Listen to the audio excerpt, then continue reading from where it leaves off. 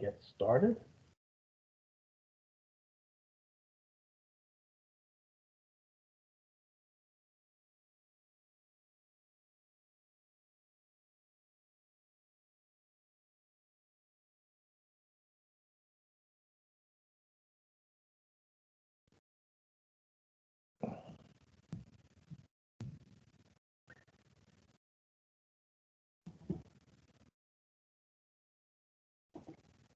Okay, that was not a good sign of things when the network dies when I start recording.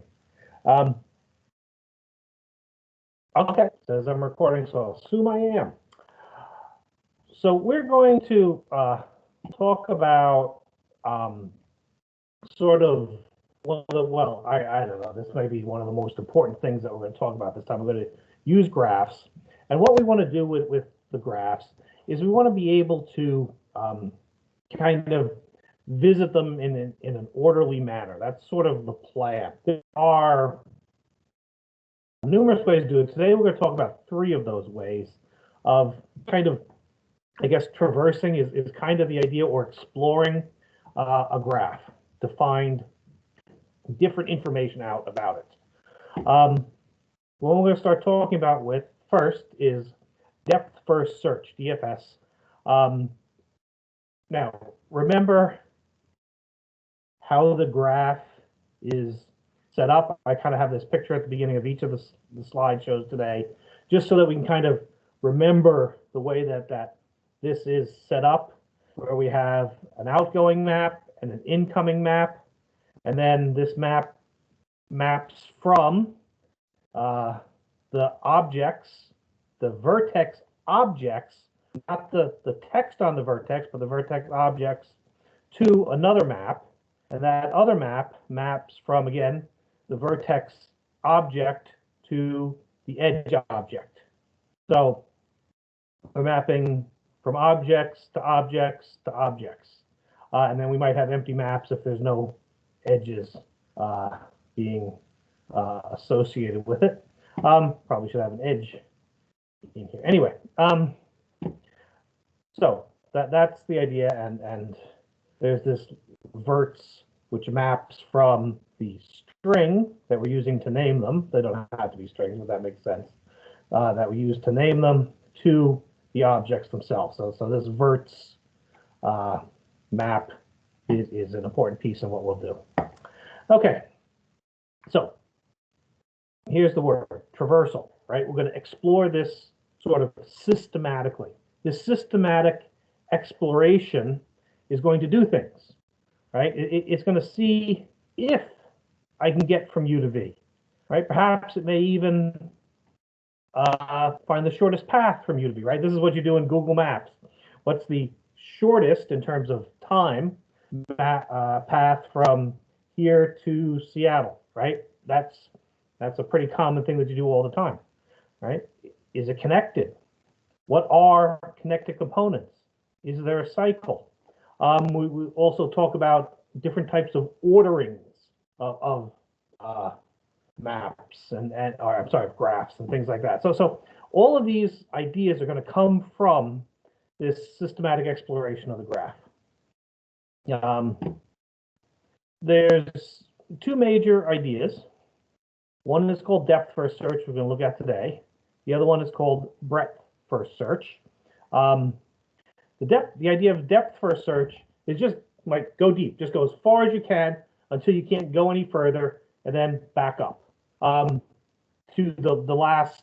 Like if we think about it as a maze that we're going through, just kind of keep going as far as you can, and then when you've gone as far as you can, you back up to the last intersection and go the other way as far as you can, and then back up to the previous intersection and then go as far as you can in that way.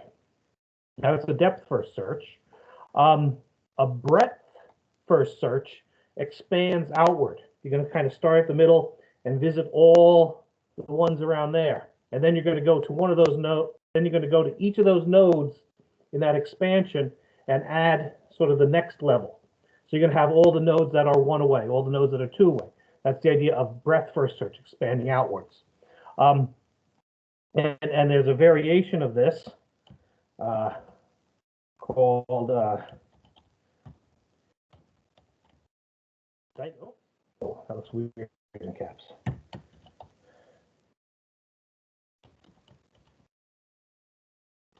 Called Dijkstra's algorithm, which every computer science person should know, will have to know. So let's talk about depth first search. Yes, it is, of course, a recursive algorithm, right? That's kind of what we're going to do. And here's the idea. Given a graph and some vertex called U, we're going to mark that as visited. Turning out that this systematic approach is going to need to keep track of where we've been, right? Have we been here before? Haven't we been here before? Are we? Is it? And this marking can get a little more complicated. So when we visit an edge, we're going to mark it. So we're going to need some extra information in it to show that it's marked. And then what we're going to do is we're going to go through all of the edges that come out of it. And if it hasn't been visited, we're going to visit it, right? So if, depending on what's marked, we're going to do different things. So for instance, if for some reason I'm over here in B and it's telling me to visit all the outgoing edges, well, C has already been visited, so I won't visit that one again, but I would visit D. That's kind of the idea behind what's going on in a depth first search. Let's kind of go through that. Specifically, here's a graph that we're going to go through. I have all of these steps written down so you can kind of go back and I've sort of indented it to match the recursive calls. So I'll go through it a little quicker and then you can verify that. So we're going to start with A. Why are we starting with A? No particular reason. But we're going to mark A, right, because that's the first thing we do. And then we're going to visit all unmarked edges of A. Right? So I'm going to visit A, B, and then A, C. But I'm going to do it in recursive order. So first, right, I'm going to do this one, right, which is going to visit AB, I'm sorry. So then we're going to call recursively DFS on the graph with B. We're going to mark B, and there are no outgoing edges here. So this ends, it brings us back to this level, in which case we're going to call, right, we just called AB, now we're going to call AC. So we go to C, we're going to mark that one. All right, and then we're going to visit all unvisited edges. All right. So, well, this says it won't visit. Well, yeah, okay. I guess we're going to check by unvisited. We're going to check the other end point, right? Since we can check the endpoints. So we're not going to visit CB because B has already been visited, right? The edge unvisited edges, unmarked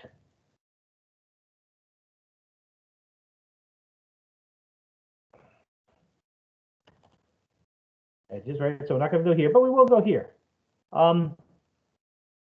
Right, so we can visit C, E, and CD. Now, the order of these three, there is no ordering between these edges, so it could do it in different orders. So there's going to be lots of equivalent search results. Okay, but let's just say we visit C. Right, so we mark E, right, and then we're going to visit all the edges of E, which is only F, right? Because F is the only outgoing edge from E. So then we're going to visit F. Okay. And then from F, we're going to visit all of its edges, which is, in this case, G is the only edge going out there. Okay. And then from G, we're going to visit all of its edges. Well, E has already been visited, so there are no edges. So we're done with G. There's no more edges on F, so we're done with F. There's no more edges on E, so we're done with E, and I want to go back to C. Right? This is the idea of going through the maze and then backing up and then going on other directions. Right? You can kind of see that that's how this is happening. And then we go to CD, we visit, we return here, we return back to wherever we called that from, right? So we were in the midst of here, right? We were in the midst of C. We're done with C, right? We visited all three edges on C. Then we're done with A, and then we're done with the entire graph. Right, so there's going to be different order for doing it, but that's one possible search of this graph. I'm just going to clean it up for next time. Right, now, when we go through and visit stuff, some edges we followed, right? Remember, we went from A to B, A to C, and then we went out that way. So some edges we followed, some edges we didn't. As it turns out, that the edges we followed turn into a tree, right? And this is called the search tree, right? So we started with A, we went to B, we went to C. C, we didn't follow this one because B had already been visited, right? But we did go to here and here and there and there. So this turns into a search tree. This search tree can then be used for information or to do sort of other pieces with it. I don't need these here at all. Right? So the tree, and that's what the book is going to return, is this tree. And you can use it to figure out how you got from place to place, kind of like to get to G, I went to F, E, C, and A. So sort of the backwards path from leaf to root. And it'll always be a tree. Well, it will always be a tree. Right, so this is called, I don't know, the DFS tree. Here's another graph. Am I going through this graph anywhere else? No. Okay. Right, and just to quickly do it, this is an undirected graph. So we're going to go from A to B to C to D. Then we're going to back up from D, go to G to H to L to K to J to E to F, back up, go to I, back up, go to M, go to N, back up, go to O, go to P, back up, back up.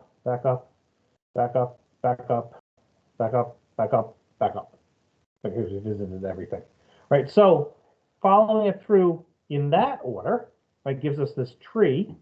The running time is at most the number of vertices plus the number of edges. Right, so we're going to only mark each vertex once, and then we're at most going to follow each edge once.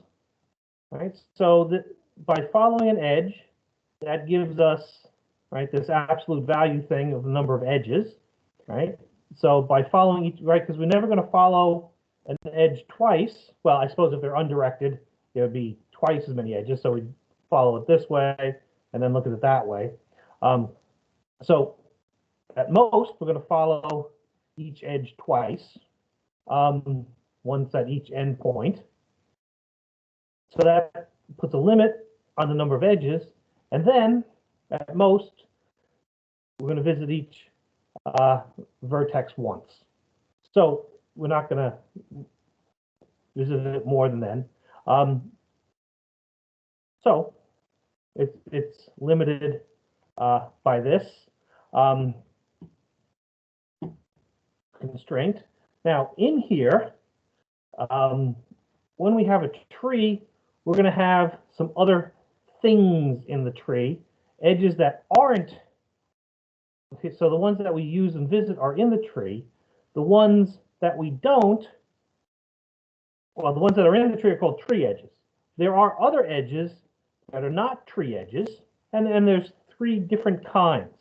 There's a back edge that goes from further down in the tree to further up in the tree. Like, so for instance, when we came around down in the tree and came up to here to E, right, when I went back to A was A is in the root of the tree. This is further down in the tree, but it goes back up.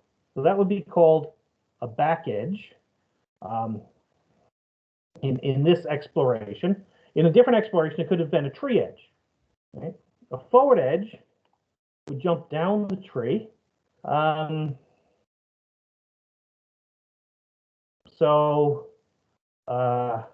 Like for instance, here, this edge B to F, right? I went to B, then I went to C and all the way around. I didn't go here, but it would jump down the tree if I included the one this way. And then a cross edge jumps from one section of tree to another section of tree, like here, from N to O. They aren't one that neither is an ancestor of the other. Whereas for back edges and forward edges, one is an ancestor of the other. It's a little more complicated with undirected edges, as I have drawn in here, because you could go either way. So all back edges are forward edges and all forward edges are backward edges. But you can kind of view that if you're thinking of a tree. I thought I had a picture. Oh, yeah. So if you're thinking of a tree, right, this would be, this is in the wrong spot. Right, so if we're thinking of this as a tree, here's my old tree picture. A back edge goes up the tree. A cross edge goes from one section of the tree to another section of the tree. And then a forward edge goes from there down to there, right? Because a graph would have more than just the tree components. So there's the back edge. Let me label these better.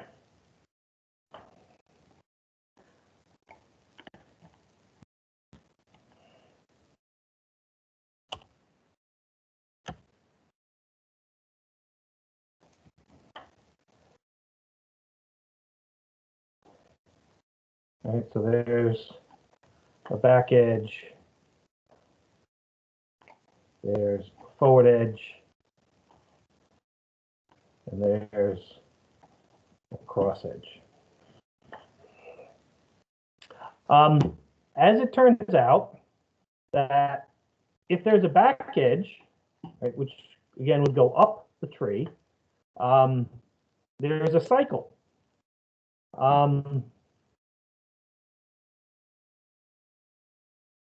Wrong word. Right? So there is a back edge if and only if. So if there's a cycle, there's a back edge. If there's a back edge, there's a cycle. So there's back edge if and only if there's a cycle in the graph, right? In the DFS of the graph. No, let's just say in the graph. All right. No, it is a DFS.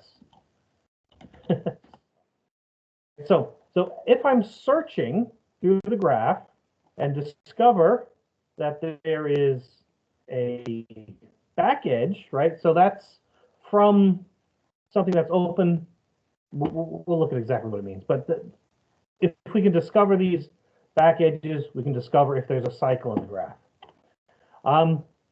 Another way of determining or something out of the graph is connectivity. Can I get from everywhere to everywhere else in the graph? Well, how do we do it? Well, let's run a DFS on here.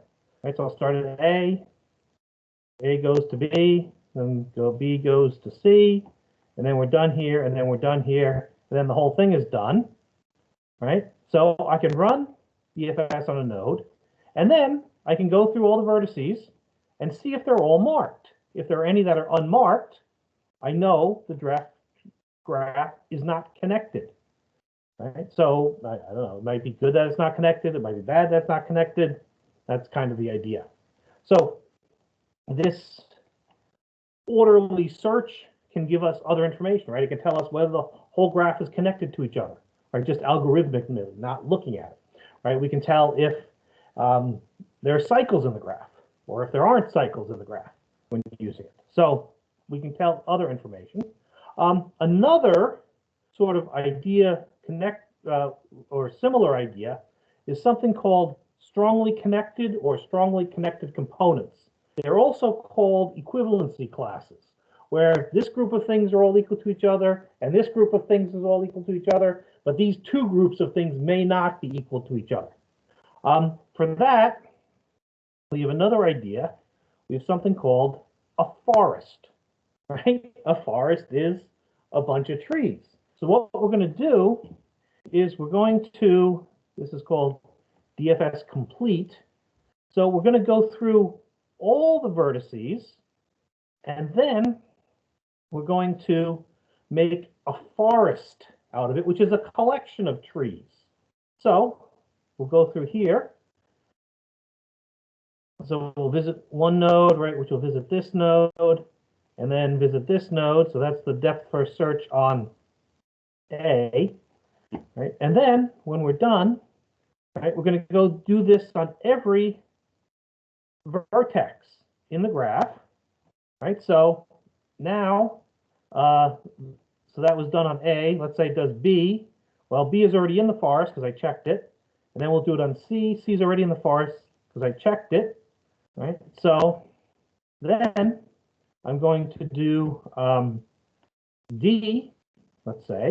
So D is now going to go get done, right? And it's going to run a graph on that. By the way, oh yeah, I should, well, let me wait through this. After D, then we're going to try E, which is then going to visit F, then going to visit G.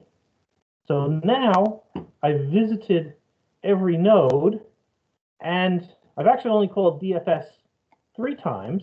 So this forest is returning the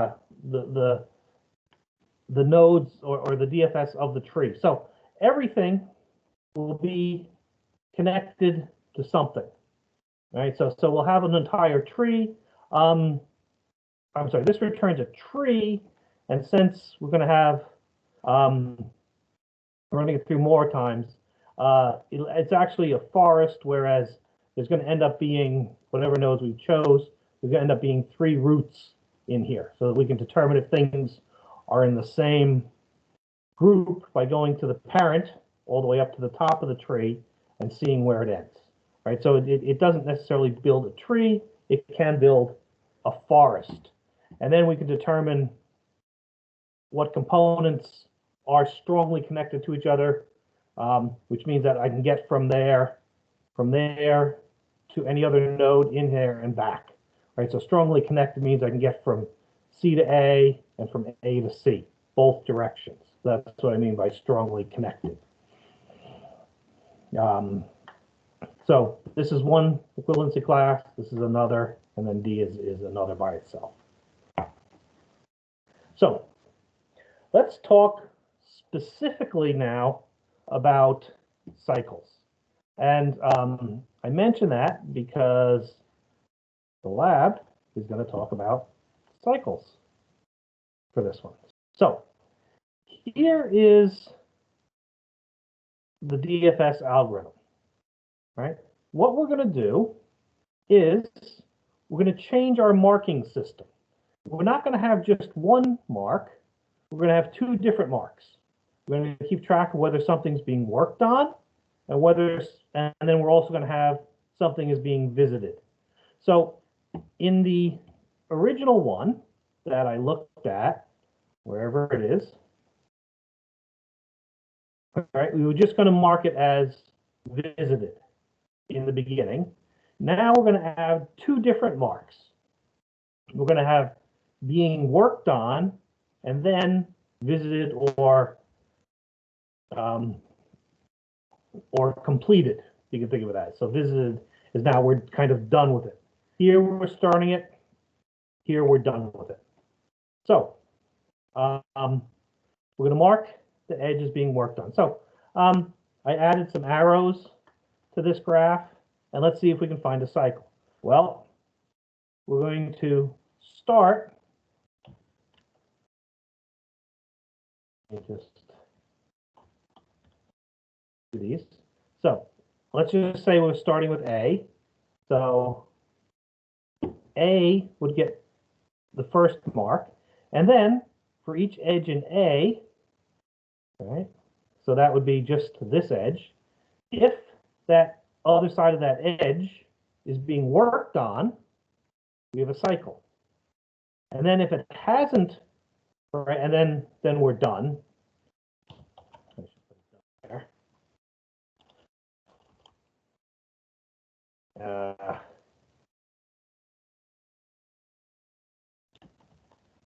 Right, because we're just checking to see if there's a cycle. So we can exit. Well, that's not the case for B. So if it hasn't been visited also, then we're going to visit it. So now when we're visiting B, we're going to mark it as being worked on. And then we're going to go through all the edges of B. Right, so we have C and F. Let's just say we're going to do C first. So we're going to visit C. That's being worked on. And C has the only one here. G, that's being worked on.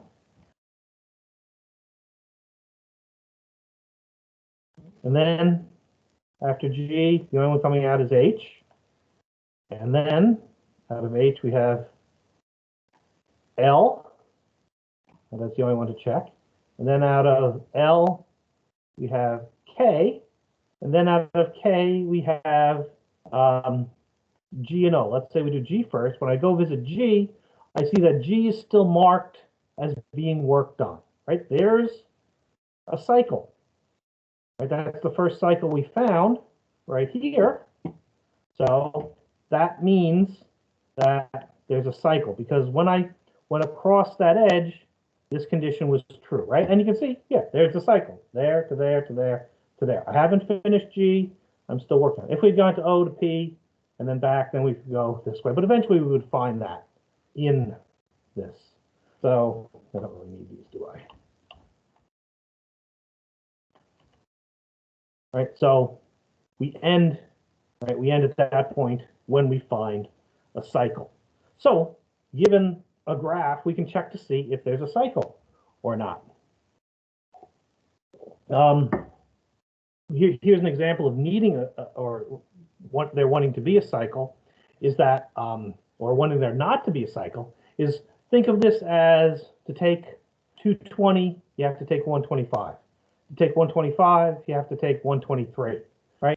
If there was a cycle in the prerequisites, right, in order to take, I don't know, math 495, you have to take math 494, and to take math 494, you have to take math 495, right? Some sort of prerequisite type scheme like that, that would be a problem.